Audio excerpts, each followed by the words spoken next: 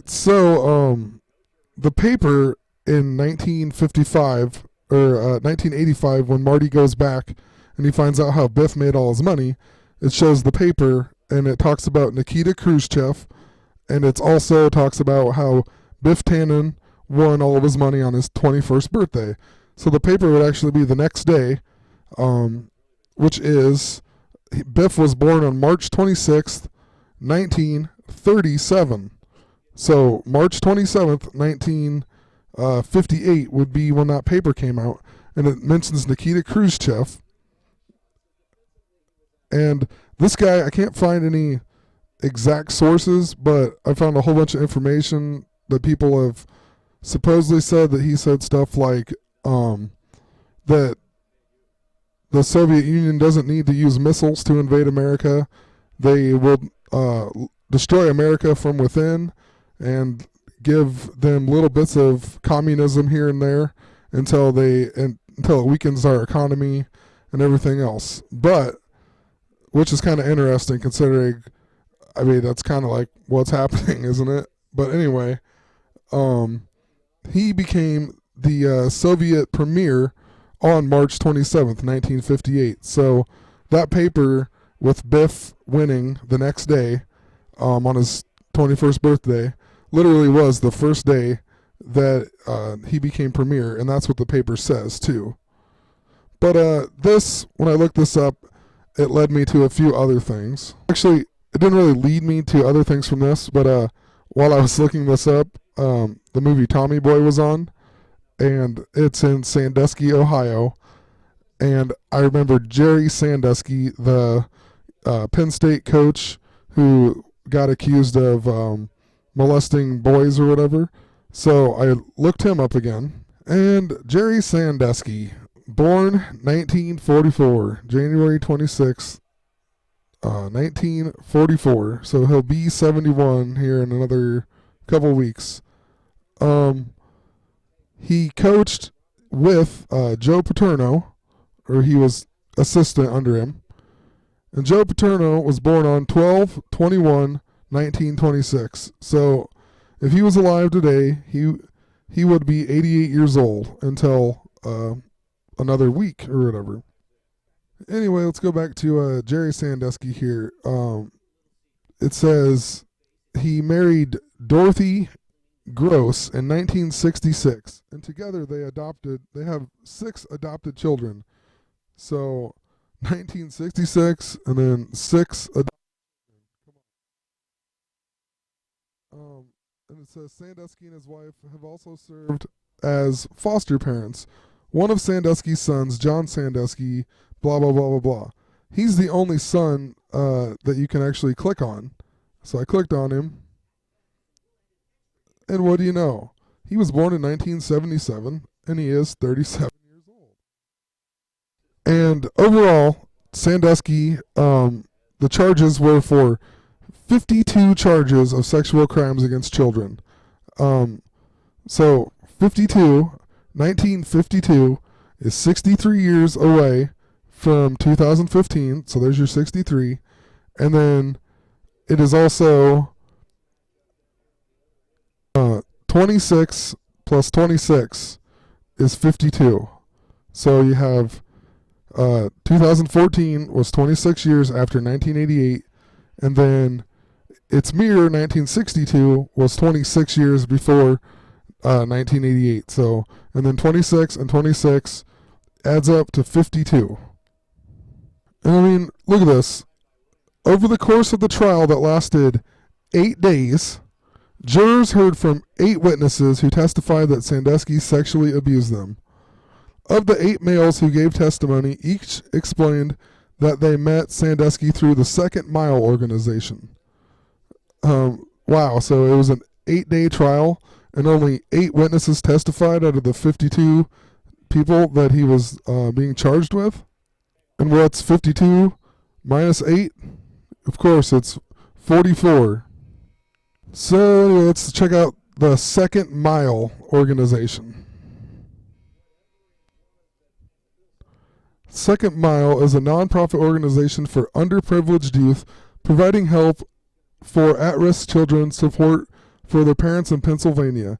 It was founded in 1977 by Jerry Sandusky. And the Second Mile organization, here it says, U.S. President George H.W. Bush praised the group as a shining example of charity work in a 1990 letter. One of the president's much promoted 1,000 Points of Light. So, you remember the 1,000 Points of Light speech. So let's just click on here. So, of course, it was a speech in 1988. Let's scroll on here and kind of read about it. It says it was criticized in a 1995 investigation by the Los Angeles Times for spending only 11% of its budget on grants to volunteer organizations while spending $22.3 million on promotions, consultants, salaries, travel, and conferences, including $5.5 million to produce a television advertising campaign and $1.4 million for a celebration of community service. I mean, look at this. 322, 223. I talked about 95 and 59. 11 is what you get when it's the multiple to get the double numbers, like 77, 88, 99. And then 55, 5.5 million. Even the 14, 26 years after 1988. So the phrase 1,000 Points of Lights, it says that the phrase was previously found in C.S. Lewis' 1955 novel, The Magician's Nephew. So this is where it gets into the Cold War stuff again here. C.S. Lewis. So he was born on November 29th, which is the 333rd day of the year, with 32 days remaining, and he died the same day as JFK. So look at his death here. Media coverage of his death was almost completely overshadowed by news of the assassination of JFK, which occurred on the same day, approximately 55 minutes following Lewis's collapse. Like, why is that put in there? 55? As did the death of Aldous Huxley, author of Brave New World. So this guy, also a writer, died on the same day as JFK. But up here it says also that C.S. Lewis's brother, Warren Hambleton Warney Lewis, died April 9th, 1973, was later buried in the same grave as C.S. Lewis. So his brother died in 73 and they buried him in the same grave? I don't know. That just seems weird they'd even write that in there. Even to add more to it, he died in 1973 at look what age? 77. C.S. Lewis was also good friends with J.R.R. Tolkien. And this guy is famous for The Hobbit, The Lord of the Rings. But look when he died. September 2nd, 1973. And check it out. The Lord of the Rings pretty much came from The Hobbit, right? Look when The Hobbit came out. September 21st, 1937. And I'm pretty sure that the new Hobbit just came out like last month. 2014. The movie.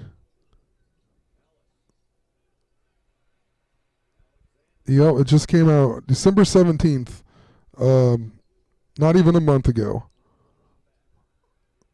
Alright, well, I could probably go on and on and on about the Tolkien guy, but I don't know, I don't have time really to look them all up, but eventually maybe I'll get to it.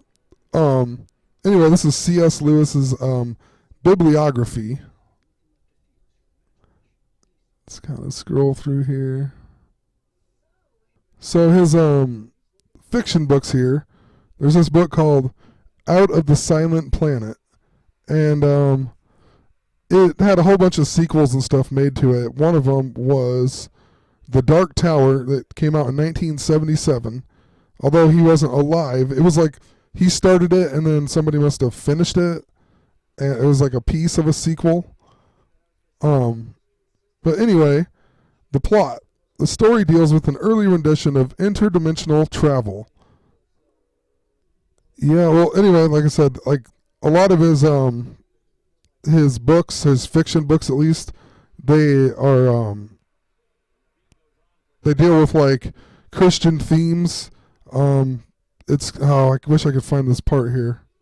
All right, here it is. Lewis's books belong to the unique genre which can be characterized as theological science fiction or Christian science fiction. They assume the basic tenets of Christianity are factually true. God exists and he created the universe and watches over everybody. Adam and Eve were real persons and the ancestors of everybody, and they were tempted by the serpent, Satan, to disobey God, with very serious consequences. Jesus really is the Son of God, and he truly died on the cross in order to redeem humanity. Satan is present, trying all the time to tempt people into selling him their souls, and those who are so tempted suffer a very terrible perdition, and so on.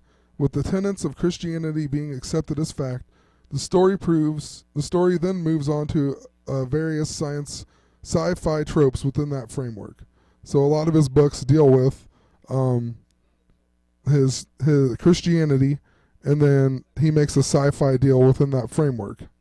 Okay, so anyway, I'm going to move on to, I'm running out of time, so I'm going to move on to this guy, the other guy who died on the same day as JFK, Aldous Huxley.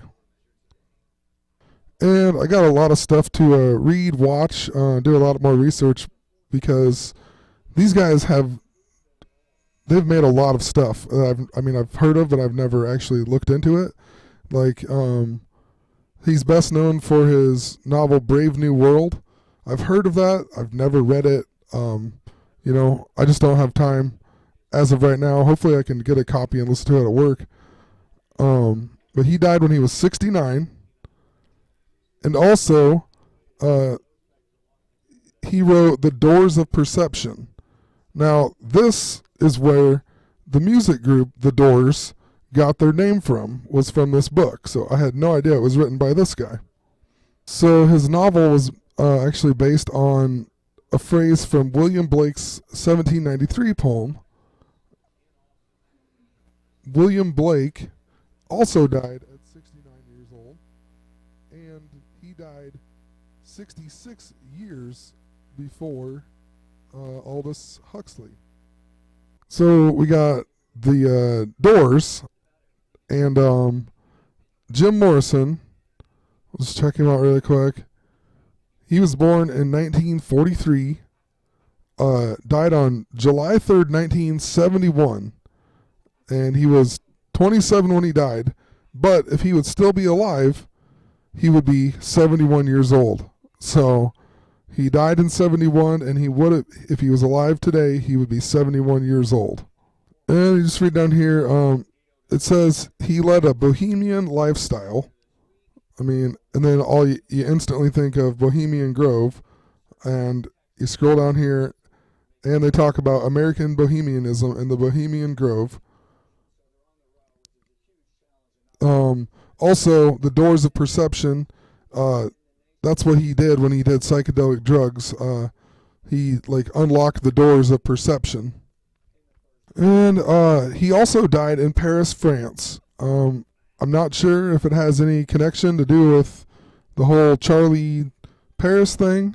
Haven't looked that much into it, but it's kind of interesting that he died in Paris, and not like the United States. I always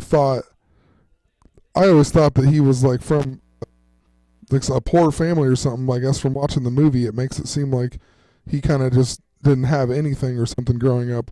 But you read here, his father was George Stephen Morrison. He was a commander of the U.S. naval forces in the Gulf of Tonkin during the Gulf of Tonkin incident. So he had to have had a decent.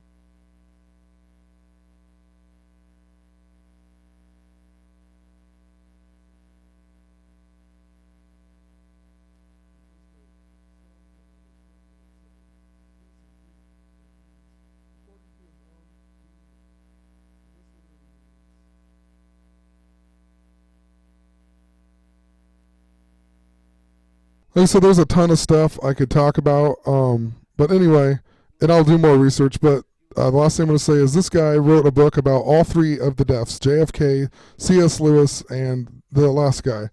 And look when he was born, March 16th, 1937, and he is 37. Anyway, have a great day.